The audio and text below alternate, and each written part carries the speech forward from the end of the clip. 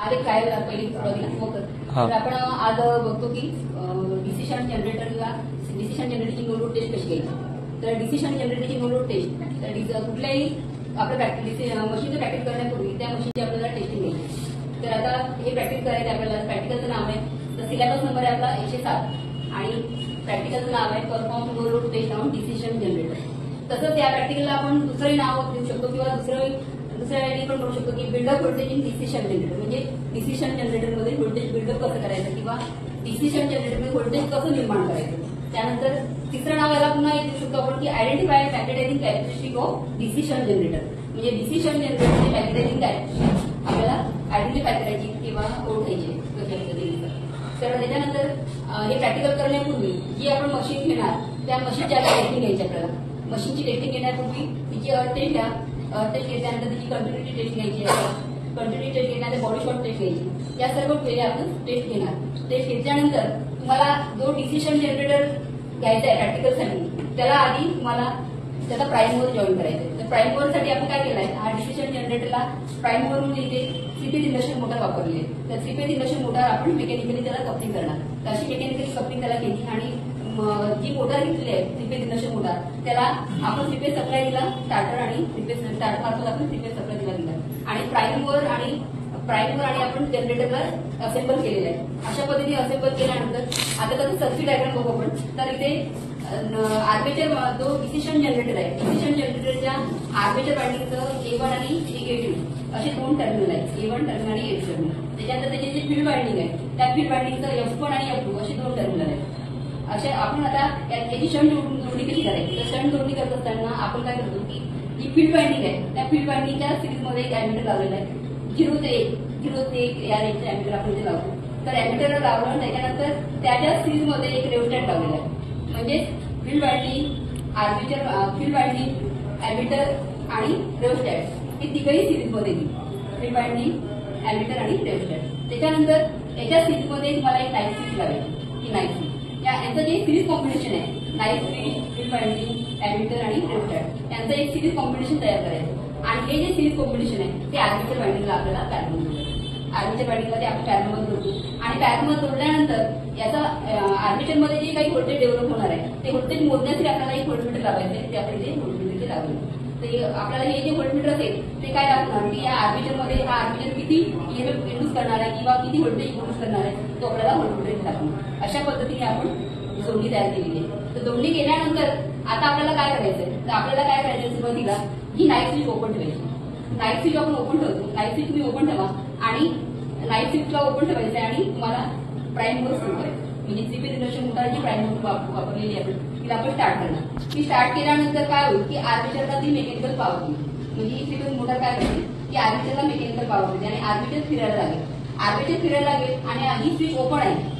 Switch open असल्यामुळे काय होईल की आर्मेचरमध्ये जे व्होल्टेज डेव्हलप होणार आहे ते डेव्हलप होणारं व्होल्टेज जे असेल ते त्याच्यामध्ये जे रेसिड्युअल मॅग्नेटिझम असते या आर्मेचरमध्ये जे आर्मेचर ही फील्ड वायंडिंग आहे फील्ड वायंडिंगच्या फील्ड पोलमध्ये जे रेसिड्युअल मॅग्नेटिझम आहे त्या रेसिड्युअल मॅग्नेटिझममुळे ज्या काही चुंबकीय लाईन्स तिथे असतील उपलब्ध त्या फील्ड वायंडिंग या रेसिड्युअल मॅग्नेटिझममुळे फील्ड पोलमध्ये ज्या काही चुंबकीय लाईन्स असतील त्या चुंबकीय लाईन्सच्या प्रमाणामध्ये इथे हा आर्मेचरमध्ये व्होल्टेज डेव्हलप होईल. म्हणजे ही स्विच ओपन असल्यामुळे आर्मेचरमध्ये होणारा डेव्हलप होणारा व्होल्टेज जे आहे ते रेसिड्युअल मॅग्नेटिझममुळे ज्या काही चुंबकीय लाईन्स असतील त्याच्या प्रमाणात इथे व्होल्टेज डेव्हलप होईल आणि ते व्होल्टेज तुम्हाला ते एक रिडिंग आहे म्हणजे ते काही व्होल्टेज मिळेल ते तुम्हाला व्होल्टमीटर दाखवेल आणि व्होल्टमीटर ते रिडिंग दाखवेल तेच रिडिंग असेल रेसिड्युअल मॅग्नेटिझममुळे निर्माण होणारं व्होल्टेज आणि किंवा ईएमएफ. त्याच्यानंतर हा जो अॅमीटर आहे ही स्विच ओपन असल्यामुळे इथून हे सर्किट काही कम्प्लीट होत नाही. फील्ड वायंडिंगचं सर्किट कम्प्लीट होत नाही. त्याच्यामुळे अॅमीटरमध्ये जो काही करंट दाखवणार तो 0 असणार.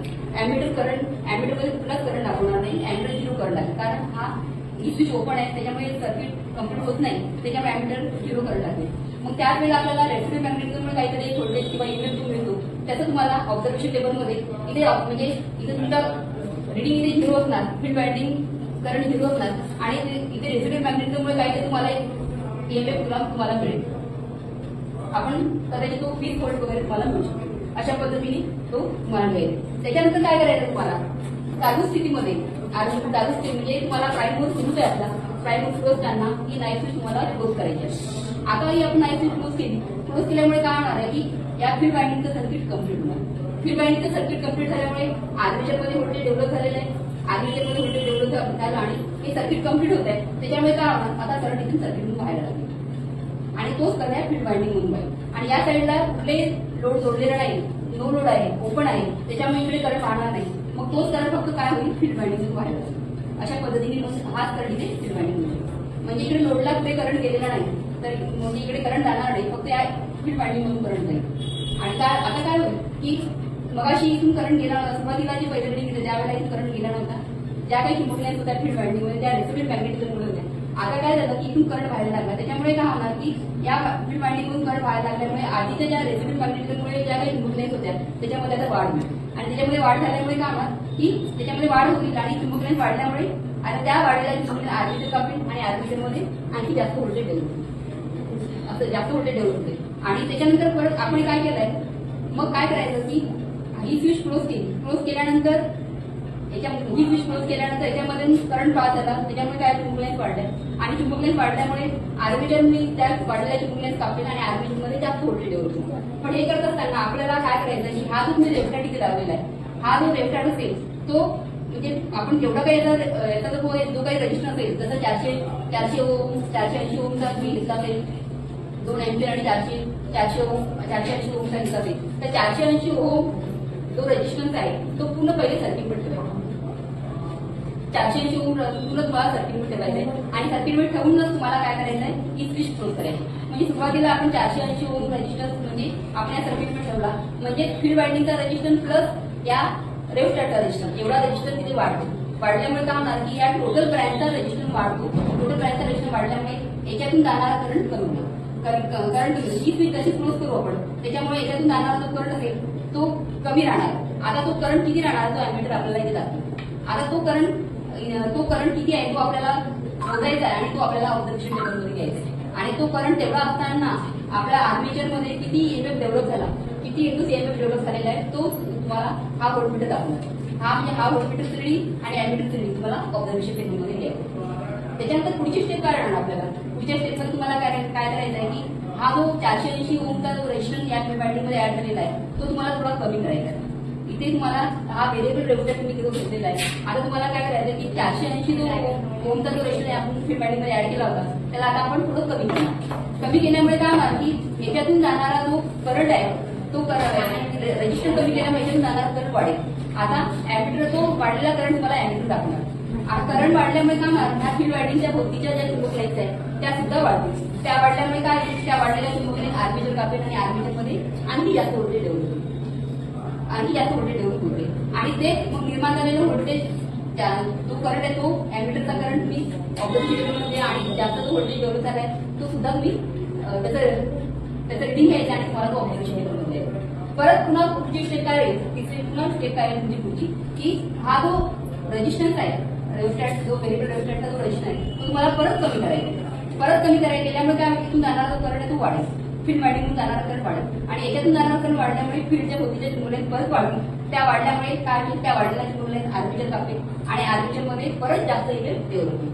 आपण असंच करत राहतो. असं करत करत तुम्हाला हा पूर्ण रेजिस्टन्स किंवा हा रेजिस्टॅटचा जो रेजिस्टन्स आहे तो फील्ड वाइंडिंगच्या सर्किटमधून काढून टाकायचा आहे. असं करत करत तुम्हाला हा जो फील्ड वाइंडिंगमध्ये जो रेजिस्टॅट ऍड केलेला आहे आणि त्याचा जो रेजिस्टन्स ऍड केला आहे तो आपल्याला थोडा करंट कमी करायचा आहे. जसं जसं आपण रेजिस्टन्स कमी करत जाऊ तसा तसं काय होईल, त्या फील्ड वाइंडिंगमधून वाहणारा करंट वाढेल आणि तो करंट वाढल्यामुळे फील्ड वाइंडिंगच्या भोवतीच्या चुंबकीय लाईन्स वाढतील आणि जशा चुंबकीय लाईन्स वाढेल त्या वाढलेल्या चुंबकीय लाईन्स आर्मेचर कापेल आणि आर्मेचरनी जेवढ्या जास्त चुंबकीय लाईन्स कापत जाईल तेवढं जास्त व्होल्टेज तिथे किंवा ईएमएफ तिथे डेव्हलप होते.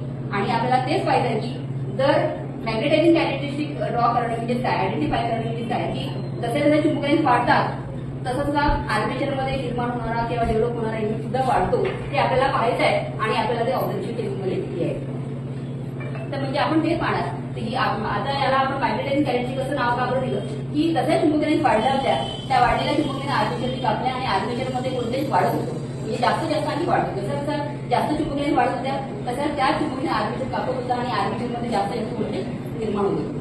म्हणजे व्होल्टेज म्हणा किंवा डेव्हलप जास्त डेव्हलप होत होता किंवा निर्माण होत होता. म्हणून त्याला आपण असं म्हणतो की मॅग्नेटायझिंग कॅरेक्टरिस्टिक ड्रॉ करणे म्हणजे जसं चुंबकीय लाईन वाढल्या जशा चुंबकीय लाईन वाढल्या तसं आर्मेचरमध्ये निर्माण होणारा ईएमएफ सुद्धा वाढतो आहे.